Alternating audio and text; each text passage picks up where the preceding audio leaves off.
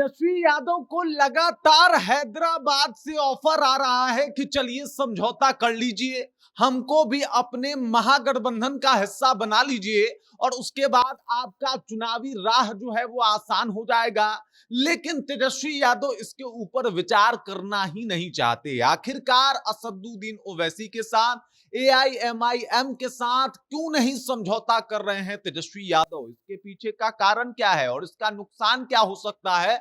सब कुछ आपको विस्तार पूर्वक बताएंगे, लेकिन उससे पहले मेरा परिचय जान लीजिए। मेरा नाम है रजत और आप जनता जंक्शन देख रहे हैं। आपको बता दूं कि तेजस्वी यादव के पास ऑफर है। ऑफर भी कोई आम नहीं है, बल्कि ऑफर है असदुद्दीन ओवैसी का, मतलब डायरेक्ट 18% वोट का। लेकिन उसके बाद भी तेजस्वी यादव जो है इसके ऊपर अभी विचार नहीं कर रहे, इसके ऊपर अभी सोच नहीं रहे। मतलब बिहार में विधानसभा चुनाव 2025 जो है वो शुरू हो चुका है। सभी पार्टी, सभी दल लगे हुए हैं कि किसी को खिसका के अपने तरफ कर लिया जाए तो काम बन जाए, कोनो नेता को बहका के अपने में डाल लिया जाए तो काम बन जाए। लेकिन इधर तेजस्वी यादव के पास ऑफर है सीधे 18% वोट का, लेकिन उसके बाद भी तेजस्वी यादव जो है वो समझौता करना ही नहीं चाहते एआईएमआईएम से। तो ये एक बड़ा सवाल जो है वो सामने आता है कि आखिर क्यों क्यों नहीं करना चाहते हैं तेजस्वी यादव। तो इसके पीछे का कई मतलब कारण जो है वो सामने आया है। पहला है सीट शेयरिंग।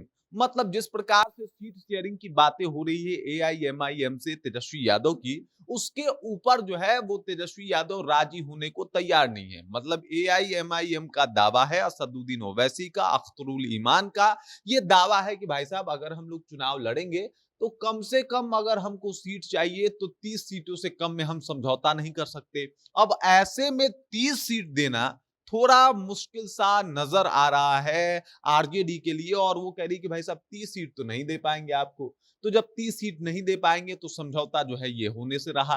और इधर जो है वो लगातार असदुद्दीन ओवैसी का और अख्तरुल ईमान का कहना है कि भाई साहब बिहार में हमारा रुतबा है, हम अकेले आके सिंगल हैंड लड़के आपके खिलाफ लड़के 5 सीट जीत गए थे सीमांचल के क्षेत्र में, आप हमको हल्के में मत लीजिए। लेकिन तेजस्वी यादव कह रहे हैं कि भाई साहब अभी हल्का भारी का बात ही नहीं है। अगर आप सीट शेयरिंग को देखें तो भाई साहब सबका अपना डिमांड अलग अलग है। 60 सीट तो मुकेश सहनी मांग रहे हैं, 70 सीट कांग्रेस मांग रही है। हालांकि 50 पे कांग्रेस को और लगभग 15 सीटों पे जो है वो मुकेश सहनी को सल्टाने का प्रयास कर रहे हैं तेजस्वी यादव, लेकिन ऐसा होता हुआ दिखाई नहीं दे रहा। और पहले ही सीट शेयरिंग को लेके जब इतना सारा घोर मट्ठा हुआ हो अपने ही टीम में, तो किसी और खिलाड़ी को क्यों बुलाना।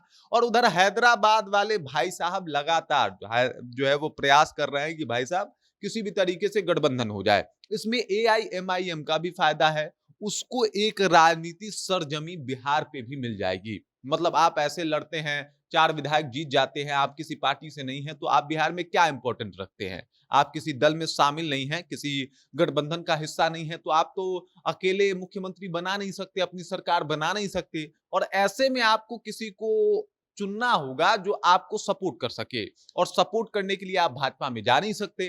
तो मजबूरी है एआईएमआईएम की भी कि वो तेजस्वी यादव के पास ही जाएगा। और जब तेजस्वी यादव के पास आया है तो तेजस्वी यादव की मजबूरी सामने आ गई कि भाई साहब सीट शेयरिंग कैसे करें, हमको समझ में नहीं आ रहा।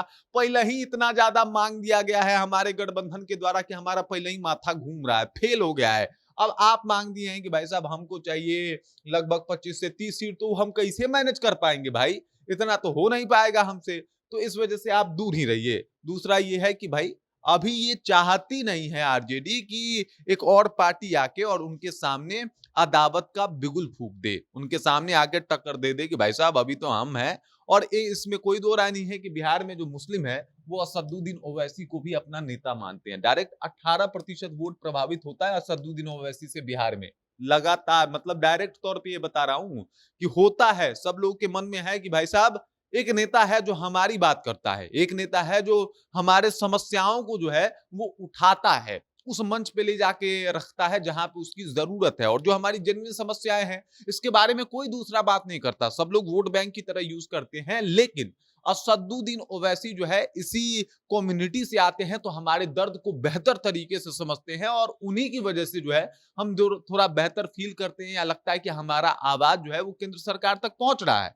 ऐसे में 18% वोट तो प्रभावित कर ही रहे हैं। साथ ही साथ समस्या ये भी आ रही है कि आखिरकार तेजस्वी यादव अगर मान लीजिए कि बागी हो गए, तो तेजस्वी यादव डील कैसे कर पाएंगे कि भाई 18%, इसी के बदौलत तो तेजस्वी यादव लालू यादव सरकार में आते रहे हैं ना, इसी वोट के बदौलत 18% जो मुसलमानों का वोट रहा है।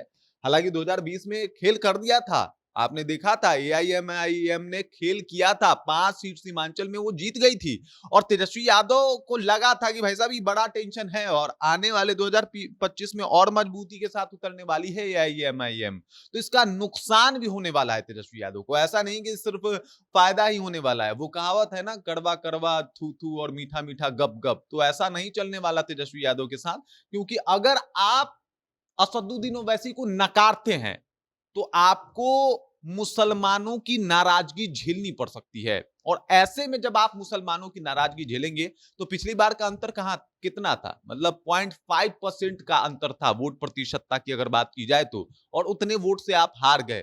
खुदा ना खास्ता अगर असद्दू भाईजान वो खेल कर जाए, तो फिर तो तेजस्वी यादव का ये सपना जो है मुख्यमंत्री बनने का वो फिर से टूट जाएगा। और ऐसे में जब सामने से ऑफर आया है, तो ऐसा लगता है कि तेजस्वी यादव अपने गठबंधन का प्रेशर ही नहीं झेल पा रहे हैं। और ऐसे में गठबंधन के पार्टियों को भी सोचना चाहिए कि देखिए, इस बार सरकार बनाना जरूरी है। अगर सरकार नहीं बना पाएंगे तो काहे का मंत्री और कौन डिप्टी सीएम, जो ये डिमांड किया जा रहा है कि 2 गो डिप्टी सीएम चाहिए, 3 गो डिप्टी सीएम चाहिए, वो कहां बनेगा भाई जब सरकारें नहीं बनेगा तो ऐसे में तेजस्वी यादव को ये डील करना होगा, ये समझना होगा कि अगर आपको एआईएमआईएम चाहिए, अगर आपको मुसलमानों का वोट चाहिए, तो आपको असदुद्दीन ओवैसी की बातें माननी तो पड़ेगी। थोड़ा कम थोड़ा अधिक में मना लीजिए, काम बन जाएगा, नहीं तो खेल बिगड़ सकता है सिर्फ असदुद्दीन ओवैसी की वजह से। क्योंकि जो मुसलमान वोट है वो इधर उधर जाएगा, आरजेडी को भी बेशक पड़ेगा, लेकिन असदुद्दीन ओवैसी को भी पड़ेगा। प्रशांत किशोर भी ये वोट काट रहे हैं और नीतीश कुमार के सॉफ्ट मुस्लिम हमेशा से वोटर रहे हैं। ऐसे में कैसे इन सब चीजों को डील कर पाएंगे तेजस्वी यादव, ये एक बड़ी समस्या जो है वो आन पड़ी है। बाकी इस खबर, इस जानकारी को लेके एआईएमआईएम की तरफ से जो ऑफर मिला है तेजस्वी यादव को, उस ऑफर को लेके आप क्या सोचते हैं, आपके ध्यान में क्या कुछ चल रहा है, कृपया कमेंट कीजिए और अपना विचार हम तक पहुंचा दीजिए। बाकी आप देख रहे हैं जनता जंक्शन और मेरा नाम रजत है।